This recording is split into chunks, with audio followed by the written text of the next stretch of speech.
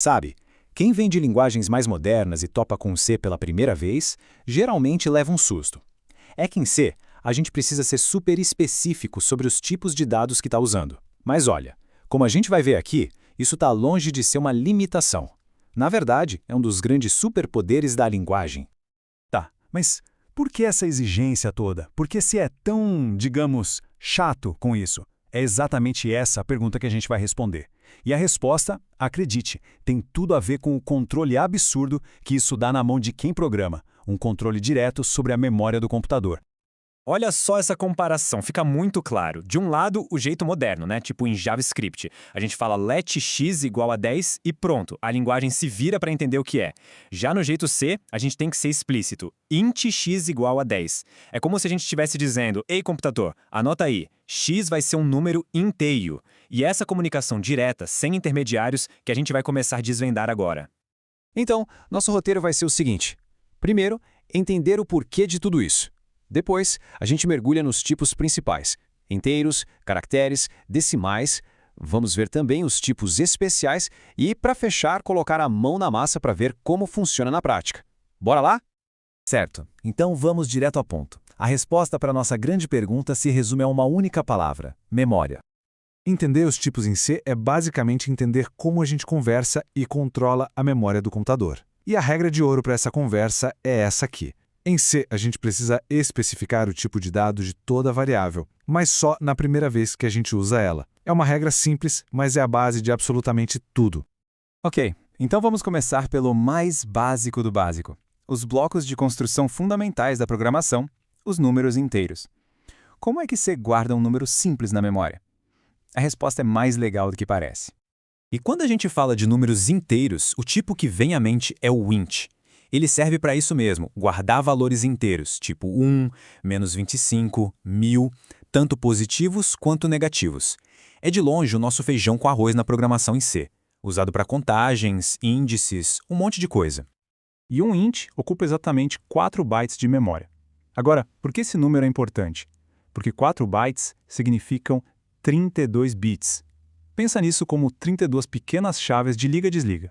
É a combinação dessas 32 chaves que vai definir o limite de quantos números diferentes a gente consegue representar. E como esses 32 bits, o resultado é um intervalo que vai de mais ou menos 2 bilhões negativos até 2 bilhões positivos. A ideia é essa: metade das combinações possíveis é usada para os números negativos e a outra metade para os positivos, incluindo zero. Agora, e se a gente tiver certeza que um número nunca vai ser negativo? Tipo a idade de uma pessoa. Para esses casos, existe um modificador chamado unsigned. Olha que interessante. Um unsigned int simplesmente joga fora toda a parte negativa. E o que ele ganha com isso? Ele dobra o limite positivo.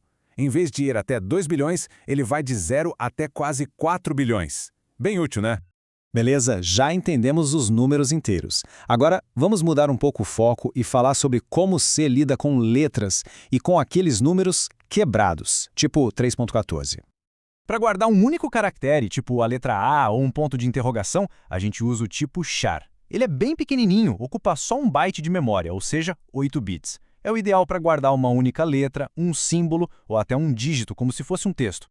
Mas espera aí, como é que um computador que só entende de números guarda uma letra? A mágica acontece por causa de um padrão chamado ASCII. Pensa no ASCII como um grande dicionário que traduz caracteres para números. Para a máquina, a letra A maiúscula, por exemplo, não é A, é o número 65. É assim que texto vira número no fim das contas.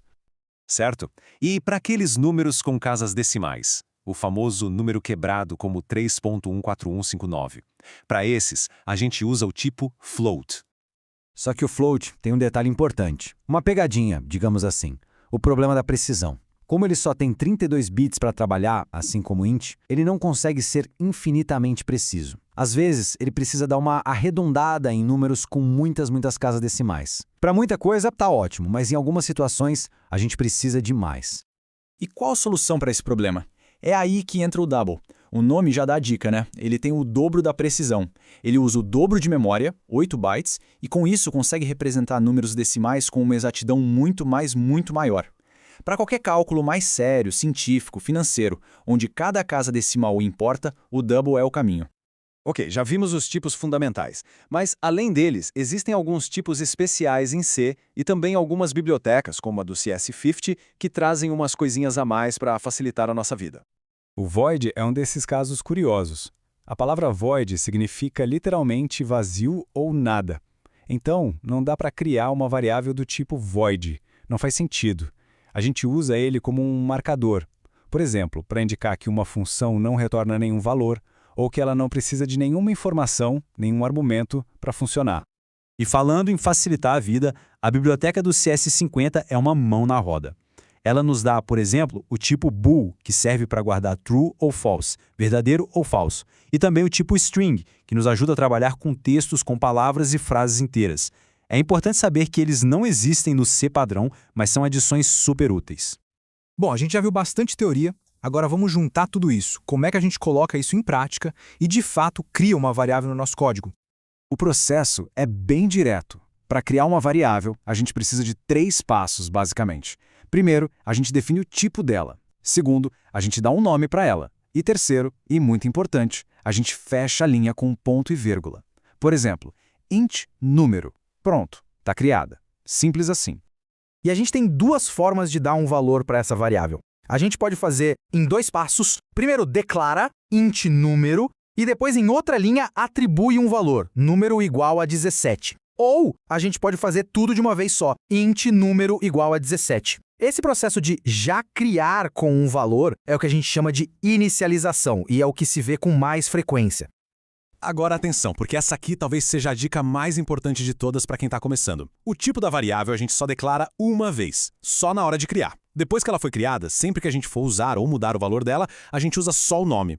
Se a gente tentar declarar o tipo de novo, o compilador vai reclamar e os erros podem ser bem confusos. Então lembre-se, tipo só uma vez. Beleza, agora que esses blocos de construção básicos estão mais claros, a grande pergunta que fica é: como é que a gente combina tudo isso? Como a gente junta esses tipos para criar coisas mais complexas? Tipo, uma palavra inteira, uma agenda de contatos, ou quem sabe até criar os nossos próprios tipos de dados, totalmente personalizados. Bom, esse é o próximo grande passo na jornada com a linguagem C.